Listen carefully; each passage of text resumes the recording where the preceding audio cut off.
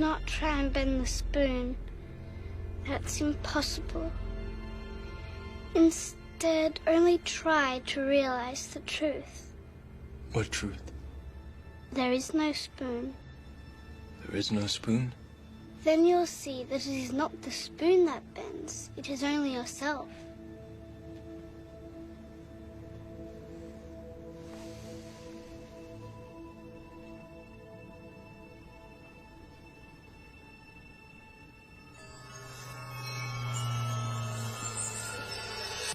And then we were quite aware that the Soviet Union was studying and employing various kinds of psychic phenomena as well.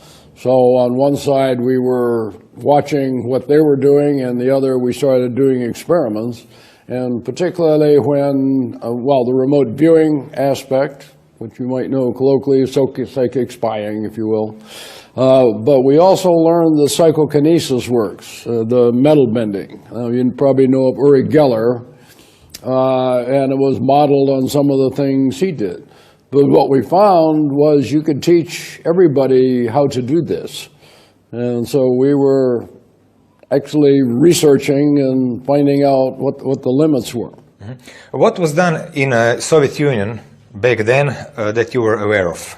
What types of experiments and what results were made? Oh, the ones where there was a book called Psychic Discoveries Behind the Iron Curtain, and that was a very popular book and discussed many of the topics. But what we were seeing in classified literature was that, yes, indeed, these experiments were going on. So it included use of psychics to gain information.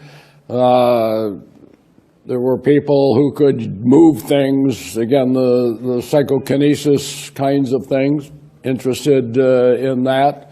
We had a defector from the KGB who came out and told some very interesting stories about being able to actually kill animals using psychic approach. So that particularly was of concern. Well, the question that arose quickly was, who can do remote viewing and what's the best approach?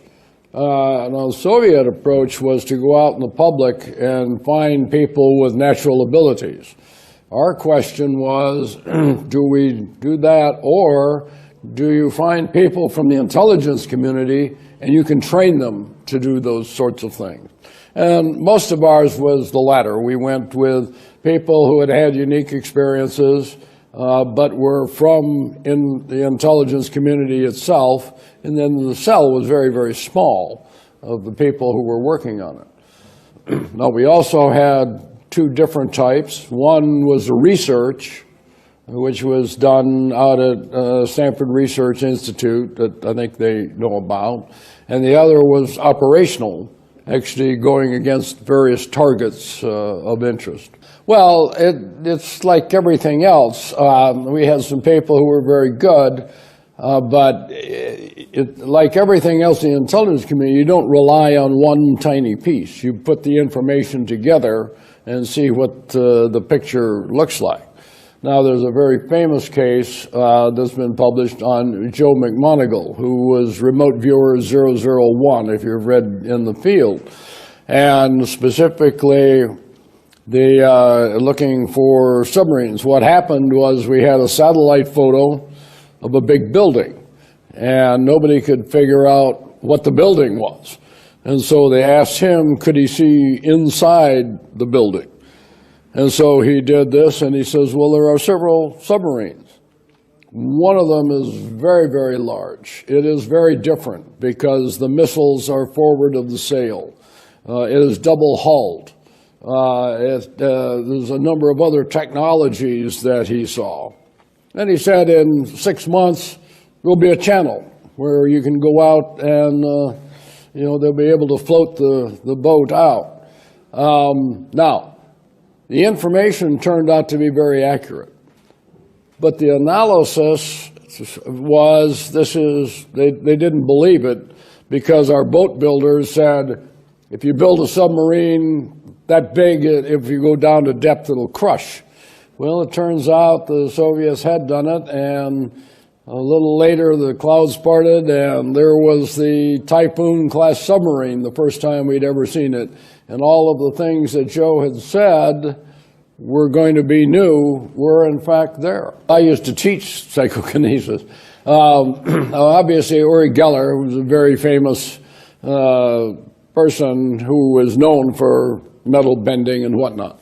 A friend of mine from Jack Houck, who had been at McDonnell Douglas at the time, developed a process whereby we could teach people how to do that. And I learned that from him, and we were very impressed. The very first party we had was at my house. We called them PK parties. And a young woman, a friend of ours, is holding forks like this, and this one just dropped over. And right in front of my boss, who was the commanding general of the Intelligence and Security Command, we went, wow, wait a minute, this really works. And so we started using it, but not to bend things, mostly to influence our commanders. It's one of the problems you had. We had been blindsided several times with advances that we hadn't seen coming. And yet, when you look back, the information was there. So the point to the commanders in the intelligence community was, just because you don't believe it, don't discard evidence. And this is one that changed their belief system, because when they came in, they didn't believe they could bend it. Here they were seeing this happen. In what way you can learn to, let's say, bend the spoons or any other psychokinesis? Yeah. Well, there was a very simple process, and it took about an hour to teach people, and it would create energy outside and bring it down and put it into the spoon. There were two things that were really important. One was the intention, getting of what you want to have happen, bending in particular. And the other is emotion, because we found when you're doing, that's why they call them parties, you get people excited, and it was in that process that you actually saw the best bending take place. Was there any military purpose that came out of these psychokinesis experiments? Well, as I said, most of it was information saying, don't disregard things, trying to understand the limits of belief systems. And the other, I used to get asked, are you going to bend tank barrels? And you say, well, that's ridiculous. No. But if you remember, we're talking 1980s. Computers are just coming along, and we're relying more and more heavily. Now, if I can just make computers unreliable, that is a huge step forward. So that was the area that we were interested in, was, what can you do with moving electrons as opposed to moving heavy metal objects? I read that you were some kind of friend with Uri Geller. Is it true? Yeah, he's a personal friend. Today, Uri Geller is, of course, very famous on one side, right. And on the other side, he is by lots of people so-called exposed as some kind of fraud, but in fact, he really did some effects. What were your personal experiences with Uri Geller, some extreme? Well, my personal experiences, I have seen him do things that can't happen. And I described this to a magician who is one of the major debunkers, if you will. And what happened is we were in the U.S. Capitol itself, and he was talking, and not about bending. His interest there was the plight of the Soviet Jews, being unable to get out of Russia in particular. And so they said, bend. So he got a spoon, which he held like this. It came out of a guard's coffee cup, so it wasn't, oh, I have a spoon in my pocket, and we'll do it. And he came like that, not like this. If you've got both fingers, it's probably faked. But too bad we don't have one. But he came like that, and the spoon bent like this, and then he put it on the back of the chair and went on talking, and the spoon kept bending without him touching it. So I've seen him bend many, many things. That was the most spectacular, and we were sitting at about this distance. Have you seen him doing something bigger than just bending? Some bigger objects moving or something like Well, bigger, yeah, we have. I actually have a picture of a titanium tennis racket that he bent. Now, that's bent like this, not like this. But we tried bending that racket and had it tested, and I don't care how strong you are, you're not going to bend the titanium racket.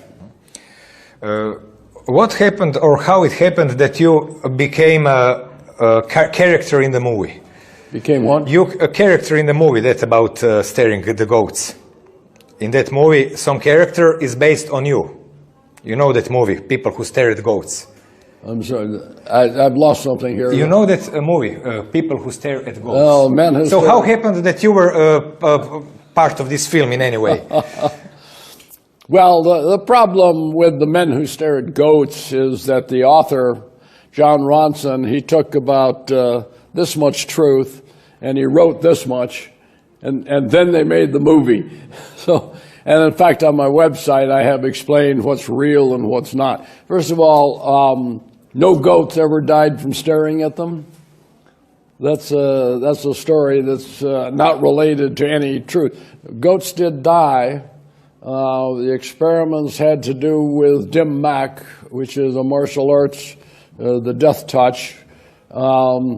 But in the movie, they discussed several things. Of course, remote viewing was real. Cloud busting, yeah, we tried that. The spoon bending, Kevin Spacey bends one, and obviously we just discussed that. So there were a number of small aspects that were true, but the way the movie, I mean, it was a comedy. Well, the first line of my book is, UFOs are real. Now, the last paragraph says, whatever this is, it is more complex than we ever imagined and maybe that we could imagine. And the problem is, what do you mean by a UFO? We have little balls of light that fly around. And then in other places, we have huge craft more than a mile across, seen by lots and lots of people that are physical, and everything in between. And the problem, to me, is the variability. There are so many different kinds of UFOs that are seen that, you know, little gray guys coming from Zeta Reticuli just doesn't make sense as an answer. So it's very, very complex.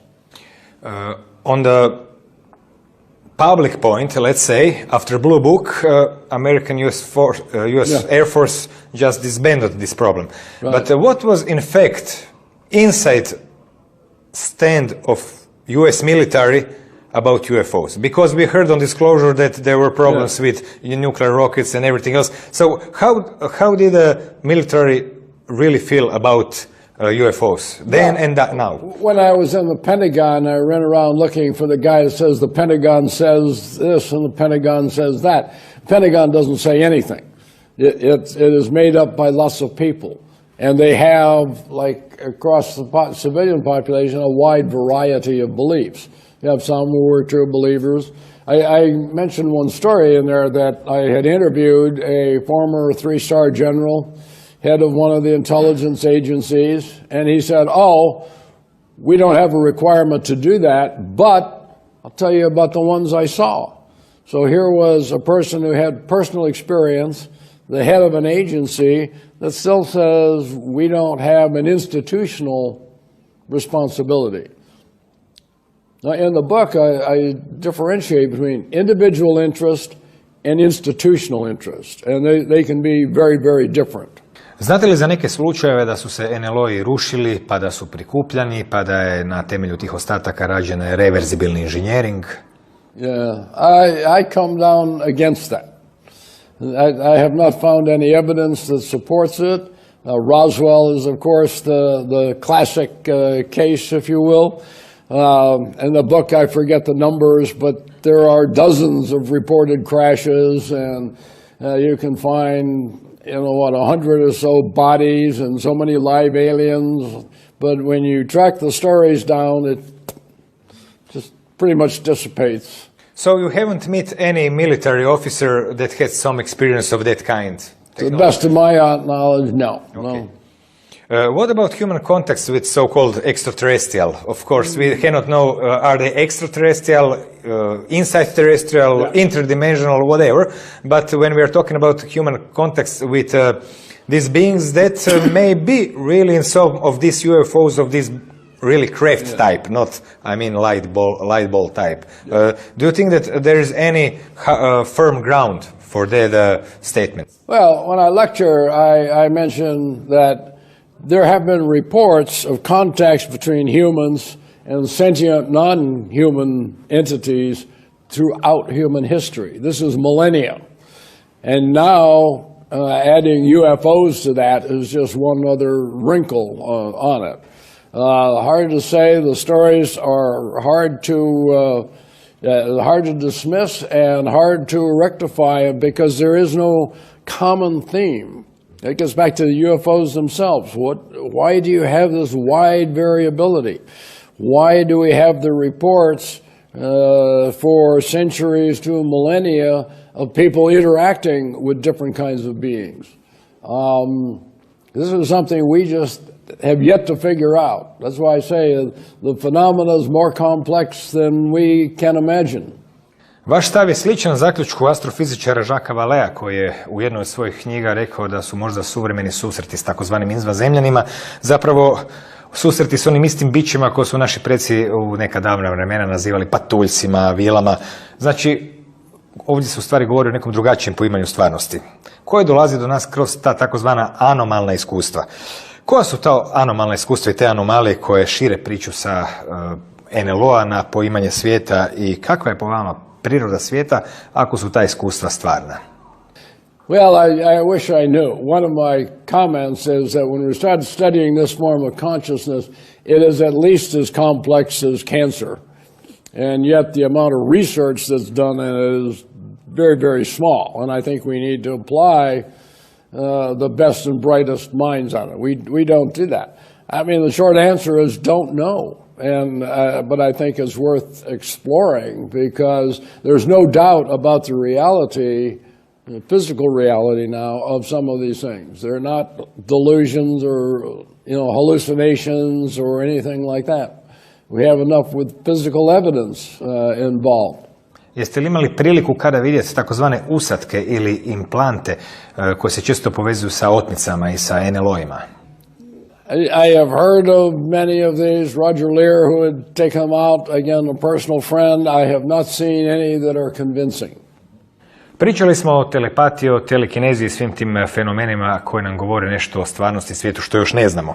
Bilo je naravno i pokušaja da se uđe u trag kroz znanstvene eksperimente tim fenomenima. Jedan od pionira na tom području bio je Cliff Baxter. Vi ste također surađivali neko vrijeme s njim. Kakve ste eksperimente radili? Yeah, no, Cleve was, again, a personal friend. We hired him because he was the one that found out that plants could communicate. Accidentally, by the way. His experiment started, he's the guy who developed the polygraph system in the United States. And he had a big philodendron and he put GSR things on the leaf, and the question was, if I pour water on the roots, how long does it take the water to get to the plants?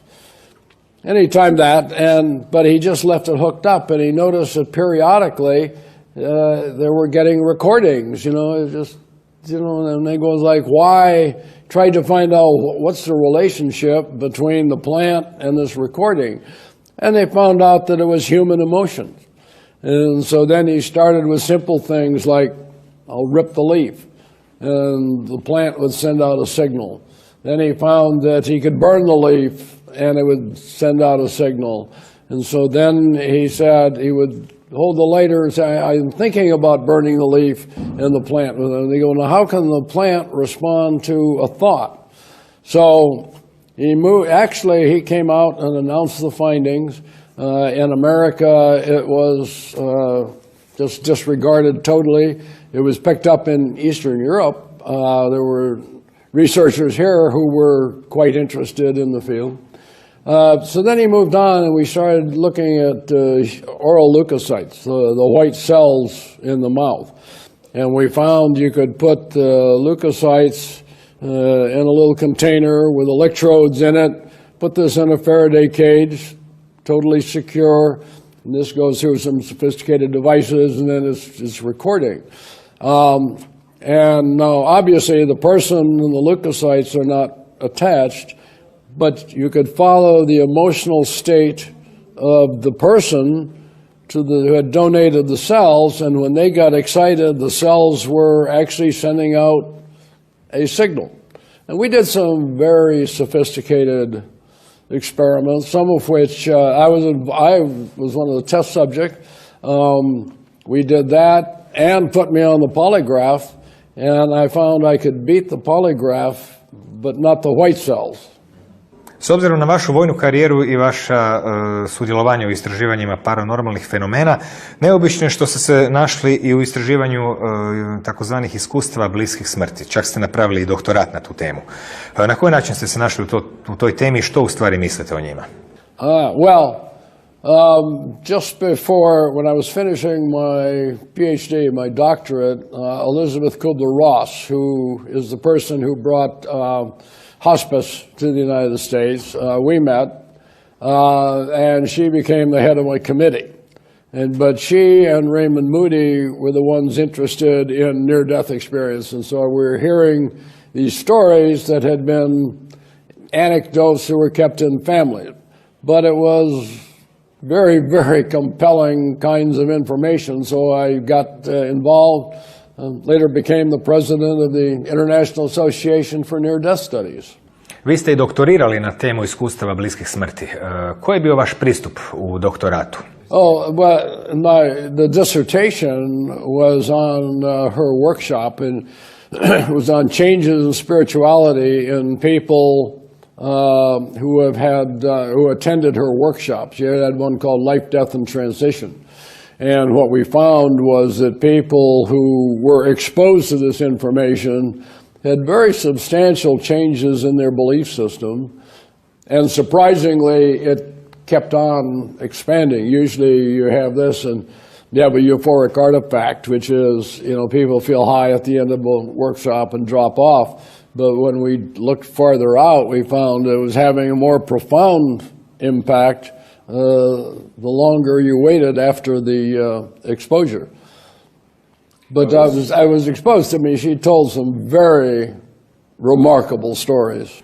My personal belief is this is a very profound area that is worthy of discussion. A problem with most near-death experience, you don't know if the person was close to death or not. Accidents, illness, or whatnot. There are a subset of cases in which the individual was instrumented, and we absolutely know they were dead. There are others in which the incident happened and say they acquired information that could not be acquired by any other rational means and yet proves to be true. Another subset I'm interested in ones in which a spontaneous healing takes place. I had one where a young woman died. She got sent to the morgue. She gets up and starts doing ballet after it. The point was she was a paraplegic when she died, and now her legs are working and everything.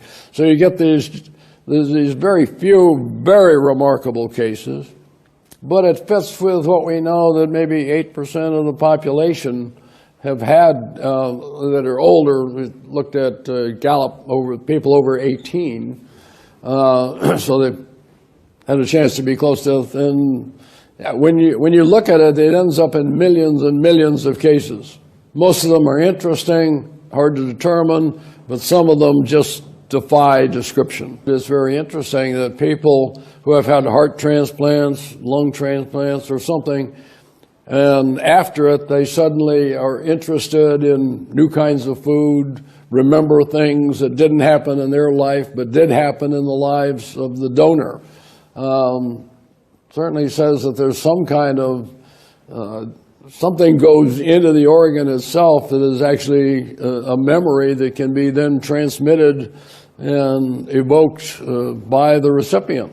Well, we were working with telepathic communication. This was involved with a former wife. The experiment that we did, two sorts of experiments. Some were in tanks where you have them contained, and the other in the wild, off of Bimini again, where we were working with a pod. So the dolphins there were free to come and go, and dolphins over a day will normally traverse, say, 200 miles. I mean, they eat a lot of food. The pods split up, they eat, and they come back. And so we had called them in. The protocol said we don't touch, they have to initiate contact. And when they came in, they would swim very close. I mean, like within an inch of you, they would swim up, pretty exciting. But then we also had tried to direct them and were successful in saying, okay, go in this direction, now turn around and come back. So you're changing, on command, the area of the direction that they're going and have them come back and then turn and go off again. At least anecdotally, quite successful. Mm-hmm. How long have you been participating in that swimming with the dolphins? Well, that we did a lot of years ago. As you know, I am just back from the Kingdom of Tonga. In this case, instead of dolphins, we're working with humpback whales, which is very, very dramatic, but we're talking about distances in maybe a few feet to inches from something that big. And they seem to know exactly where we were. And that was okay. They would divert. One of the things we did, we would have the calving area, and the mothers would be very deep, and the calves would have to breathe more frequently, so they would come up, and we're hovering in the water right above them, and they would come up and would definitely miss us and come up. Now maybe that's sight, but that they would, be protective of us was kind of interesting. I hope to be able to go back and do some more exacting experiments there. Do you feel that you really made some communications with whales or dolphins? Well, with the dolphins, certainly. With the whales, I don't know yet. Again, I hope to be able to repeat those experiments within the next year or so. Mm-hmm. Except your investigations, experiments with dolphins, can you tell us about other experiments with dolphins and what were results in trying to communicate? Well, there's two sorts of experiments. Lilly on dolphins, and I had met John Lilly before. He's the one who really started this work, both with dolphins in captivity and in the wild, and found them to be quite responsive. Now, there's a whole nother set of dolphin experiments, and, the military has done with them for, securing areas or being able to find mines or deactivate boats and things of that nature. So that's another, like I say, a whole nother set, and obviously the purpose in that is quite different. But they do work with and find you can obviously train dolphins quite well. U vašoj biografiji se vidi da ste dosta putovali po svijetu i posjećivali razne tradicionalne i šamanističke kulture. Jeste li se susretili sa iscijeliteljima i sa tim iscjeljivanjima i to one vrste koje bi na zapadu bila smatrana nemogućim ili neobičnim? Well, what you've just mentioned is something that's very important. In the West, particularly Europe and the United States, we look at these alternative hearings as strange or anomalous. That this is different, this is really wild. I do a lot of work in Brazil for the government, and this is in what I call the straight world area. The difference that you find in the intelligentsia of Brazil, senior officers, ministers, and that, they accept these things as normal. Whereas we see them as separate and different. So they incorporate it into their belief system. I'm going to be talking about how spirits interact, because I've dealt with shamans from around the world. And in other societies, this is just part and parcel of reality. Our problem is that our science has taken a materialistic view. You know, if we cut things and make it smaller and smaller and smaller, we will get to the Higgs boson, the God particle, if you will. It does not account for the role of consciousness. And I think that we have missed a huge part of the total reality. Jeste li imali prilike uživo gledati paranormalnu, takozvanu psihičku kirurgiju? Well, there's several. You mentioned John of God, and we've been down in Abyssinia a couple of times. We're just there this year.